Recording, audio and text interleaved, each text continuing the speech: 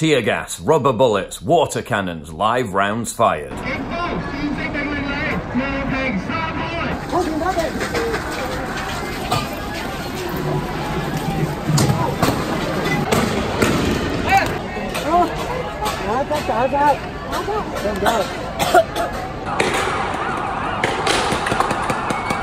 That was my leisurely Sunday afternoon in Hong Kong. Why are the protesters out on the streets? They have 5 demands. 1. The full withdrawal of a bill that would allow suspects in Hong Kong to be extradited to China. 2. An inquiry into allegations of police brutality. 3. Amnesty for the arrested protesters. 4. Universal suffrage to allow 100% of the city's executive council, which is dominated by Beijing, to be voted in by the people of Hong Kong. The 5th demand is that authorities stop referring to the demonstrations as riots, which is probably going to be difficult given that you basically have 2 armies dressed in battle gear, gas masks and armed with weapons, one side lobbing tear gas, the other side lobbing bricks. It certainly looked like a riot to me.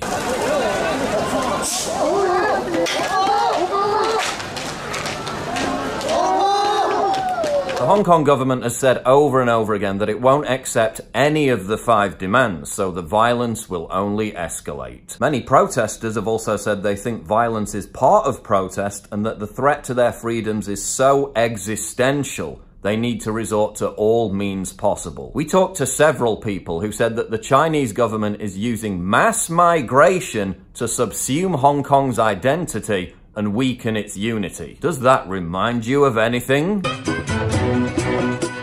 Ich auch. Ist doch hübsch. Enjoy difference, start tolerance.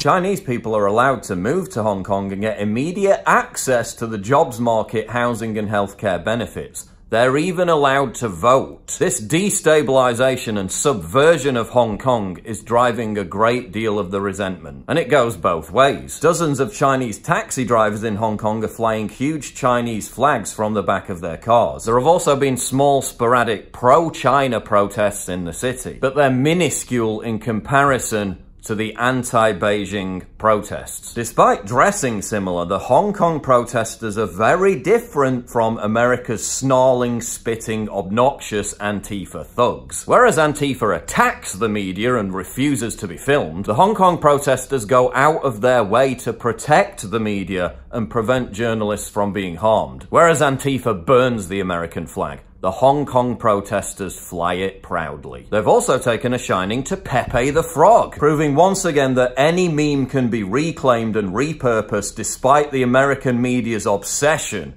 with denouncing it as a hate symbol. And no, that doesn't mean the protesters are far right, as numerous idiotic, tanky left-wing journalists are claiming. Opposing an authoritarian regime that silences dissent by literally flattening people doesn't make you far right. It just makes you right. No reasonable person could deny that the protesters' grievances and fears are entirely authentic. This isn't a bunch of whiny, privileged leftists protesting for rights they already have, just so they can virtue signal about waving a woke banner on social media. This is a nation's youth fighting for the preservation of its future. They're going up against one of the most fearsome military regimes on the planet, a nuclear-armed dictatorship that interns millions of members of minority groups in re-education camps. They're risking incarceration, torture, and a nightmare future trapped in China's social credit score system. A Minority Report-style dystopia where dissidents who express the wrong political opinions are prevented from using social media, traveling, or even having bank accounts. Again, remind you of anything? Dear passengers,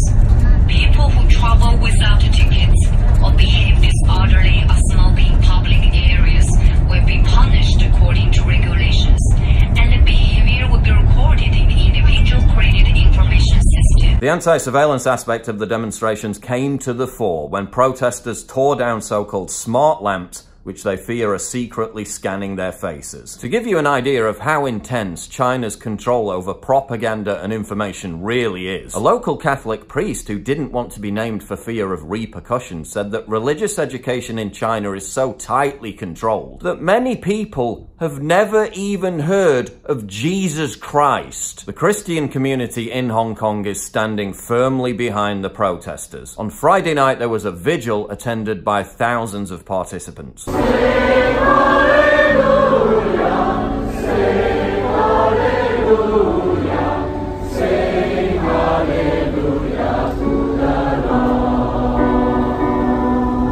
This preceded the monumental human chain, where protesters linked arms for 30 miles around the entire city. They even climbed up mountains. The event was an homage to the Baltic Way, when 2 million people joined hands around 3 countries, Estonia, Latvia and Lithuania, in 1989 to protest against the tyranny of Soviet rule. Which reminds us that the Hong Kong protest is fundamentally anti-communist. Chi-Nazi graffiti also adorns walls across the city. The wider Hong Kong population broadly supports the protesters, which is no surprise given that police have fired tear gas inside shopping malls, subways and densely populated residential areas, leading in some situations to angry residents banding together and forcing the cops to leave. Who's responsible for the violence? Police claim they're merely defending themselves against armed mobs and trying to maintain order, but protesters say the demonstrations were peaceful up until riot cops were deployed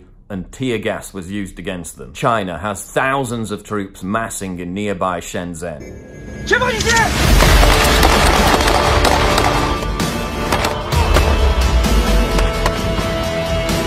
Will they be sent into Hong Kong to enact a brutal, bloody crackdown? Probably not, experts say, but Chinese culture is all about avoiding embarrassment, saving face. If Hong Kong is still in turmoil, on October 1st, the 70th anniversary of the founding of Communist China, that will be the biggest embarrassment imaginable for Beijing. So they have to do something. And this is China we're talking about. Tiananmen Square was only 30 years ago. What that something will be remains to be seen.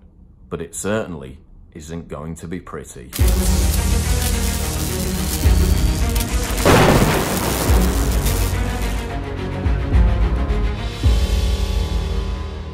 It's absolutely crucial for you to help me fight the war on free speech by supporting me via Subscribe Star, link in description, and also signing up for my free newsletter at summit.news/newsletter.